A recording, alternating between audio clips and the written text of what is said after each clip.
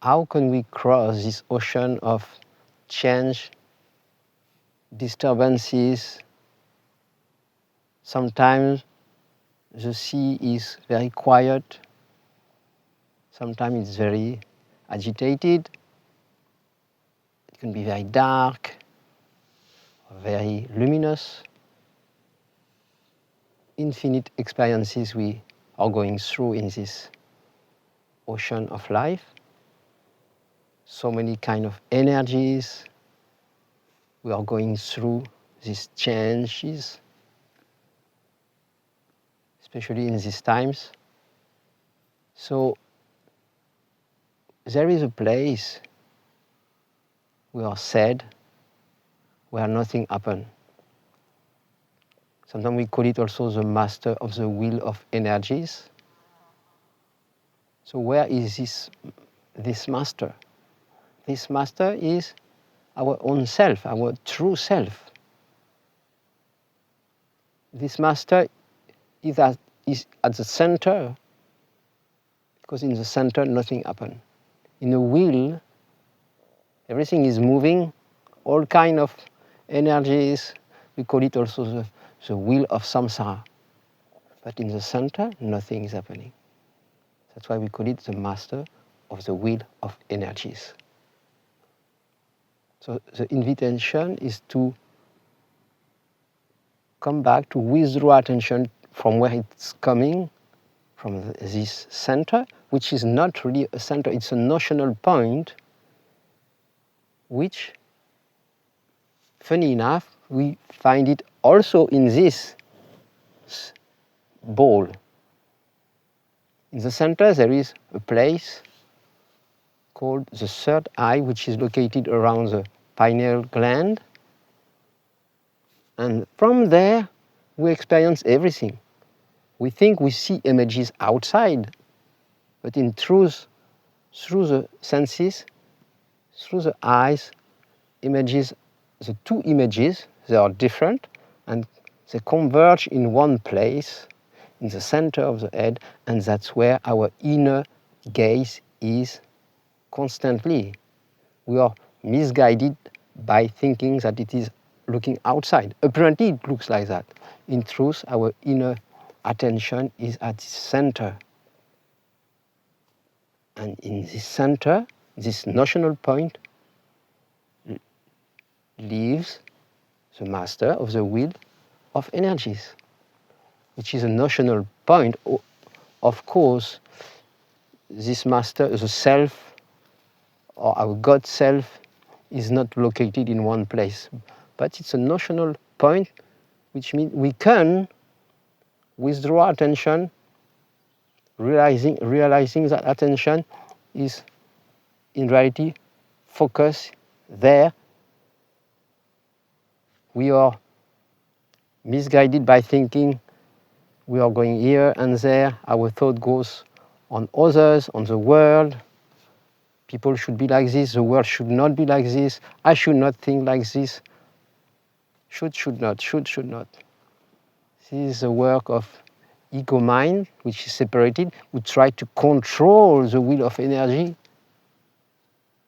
But by doing that, it's just confirming and getting lost again. Sometimes there is some moment, it's cooling down, and again, I'm out on the wave.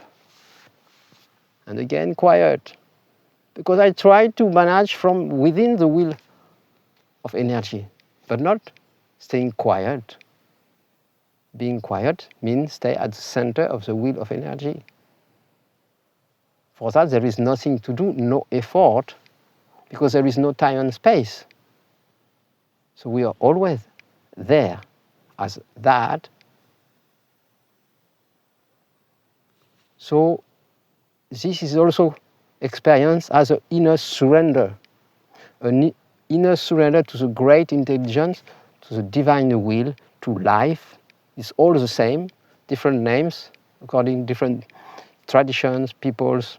Some people don't like the word God, so once we choose another word. But it's the same, it's inner surrender to what you are, to this, which is not a separate me who try to control things within this wheel of energy, surrendering to this absolute power, the manifestation of this expression of the silence, which is sometimes manifested, expressed as a primal sound, this Om or Shabd, Nad, has created everything. So this power is constantly working and activating this wheel of energies. So if we are not aware that what we are is prior that from that first movement, this unfoldment, which makes the wheel moving, so we get lost again and again, and we don't know how to do, and we try and practice, and we did so many things, so many lifetimes. But this is always quiet.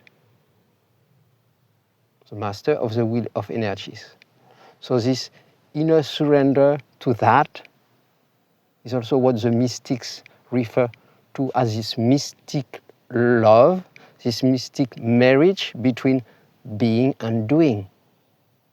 Our whole trouble comes from thinking that there is separation between being and doing. But who makes that difference, that separation? Me. So, in truth, there is only God. There is nothing else, there is only the self. So whether it is inert or in movement, it is one. So we might rather enjoy the dance with awareness of, in truth, not being affected by the show. So this inner marriage mentioned, experienced by the mystic, is about that. Then experiencing love through that inner surrender, and then the magic happens. Life becomes magical itself. So rather than a place of fight, struggle, trying to control, to mastering the energies and others and the world, this inner surrender does not need to master anything, because it is mastering it by being already beyond it. So that cuts everything, and for that there is nothing to do, because we are already that which is not in time and space. And then our dance, this expression, is seen from a different perspective, from this center of perception, not from the eyes of duality. And then that's when life becomes a miracle. And you will experience that with your own eyes. So beautiful it is. Thank you so much for listening.